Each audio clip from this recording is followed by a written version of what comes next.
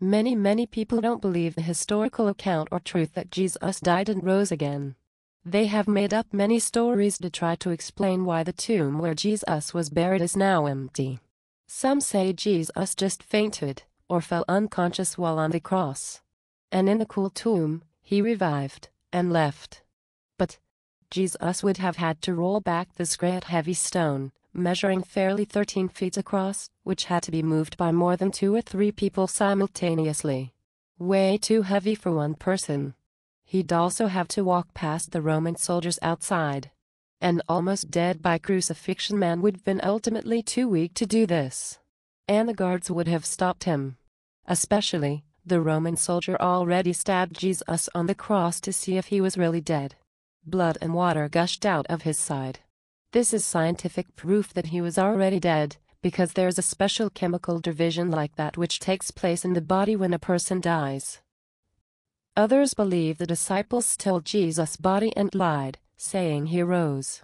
But the disciples wouldn't have made it past the Roman tomb guards, who were really well equipped, heavily built, and tough, who would not let anybody trespass through what they were ordered to guard.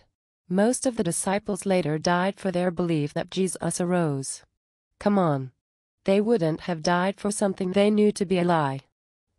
Some suggest the Romans or Jews removed Jesus' body from the tomb. But these two groups of people had no reason to do so. In fact, they would have wanted the body to stay in the tomb, to stop any stories that Jesus had risen. Because they knew that Jesus while he was alive professed that he would rise on the third day, and they didn't want that to happen. When the followers of Christ began saying that they'd seen him alive, the Jews and Romans could have just shown them the body, proving their claims to be false. But they never did. Still others say the account of Jesus' resurrection is just a myth, a legend. But the Gospels were written between 25 to 65 years after Jesus was crucified. Far too little time for a myth to develop because eyewitnesses to the events were still around at that time to answer questions. Furthermore, some of those who saw Jesus after he rose from the dead did not like him. They would have certainly corrected the reports that claimed they had seen him. I tell you this. If Jesus did not rise from the dead, there wouldn't be any Christians today. First is the dramatic change in the disciples. They went from a group of frightened, sorrowful, despairing, hiding men, to strong, courageous witnesses sharing the gospel throughout the world no matter what the cost. What else could explain this dramatic change other than the risen Christ appearing to them? Second is what happened to Paul. What changed him from being a persecutor of Christians to the author of most of the New Testament and apostle for the church? Well, it was when the risen Christ appeared to him on the road to Damascus. A third convincing proof is the empty tomb. If Christ were not raised, then where is his body? The disciples and others saw the tomb where he was buried. When they returned, his body was not there. Angels declared to them that he rose from the dead as he had continuously promised. Fourth, additional evidence of his resurrection is the many people he appeared to. Over 500 witnesses in a period of 40 days. By the way, Thomas, like many folks today, he didn't believe the disciples when they claimed to have seen the risen Jesus. He said, "Except I shall see in his hands the print of the nails, and put my finger into the print of the nails, and thrust my hand into his side, I will not believe." Jesus though did reveal himself. He showed Thomas his pierced wrists and side. And Thomas believed. God made this wonderful promise. Blessed are those who have not seen, and yet believe. Some Christian leaders might downright wrongfully state that Jesus only rose spiritually from the dead. Well, it looks like they haven't been reading their Bible. Jesus asked Thomas to touch the scars in his hands and side. "Behold my hands and my feet, that it is I myself. Handle me, and see. For a spirit hath not flesh and bones, as ye see me have."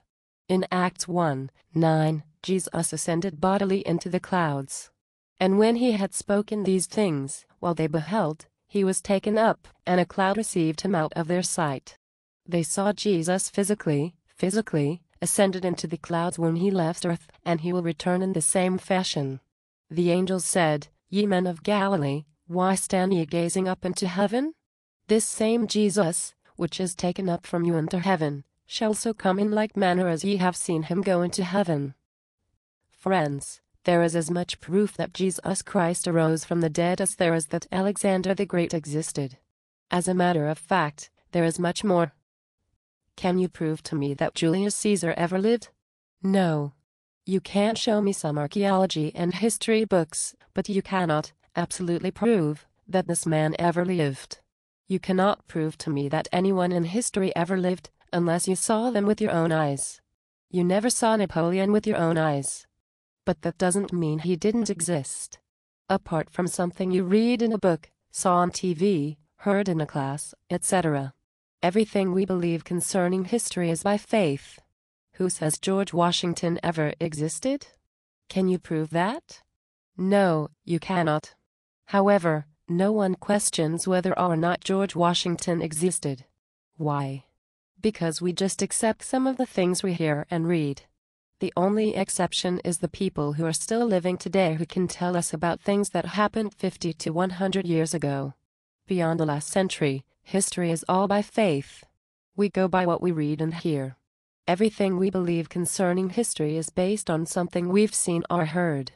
Everything. Don't get me wrong, dear viewers. I'm not against history. History contains much truth as well as many lies. In fact, the truth is almost always found in the midst of lies. You and I could argue all day long over which historical items are reliable and which ones are not. I have faith in God's word for what it is today, for what it is doing for my heart personally in the present. The bottom line is you either believe the Bible or you don't. Either you believe Jesus was resurrected or you don't. The Bible is clear concerning the Lord's resurrection. Either you accept this as truth or you don't. I surely hope that you do believe it for your soul's sake. Thanks for watching. And Jesus bless you.